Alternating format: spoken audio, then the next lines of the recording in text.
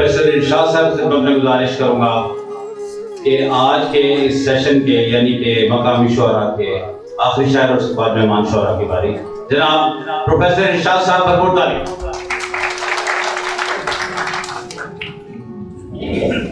रूबरू बैठे हैं दो भाई मगर,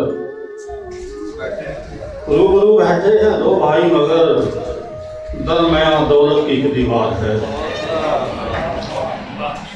मैं वो पारसा के नमाज से कभी खैर याद न हो सका, मैं वो पारसा के नमाज से कभी खैर याद न हो सका, कि हमारे नामो नमूद से कभी इत्तलाफ न हो सका।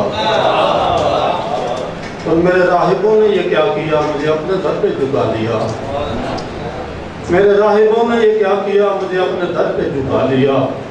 मैं इबादतों में भटक गया, मुझे कुछ सवाब न हो सका।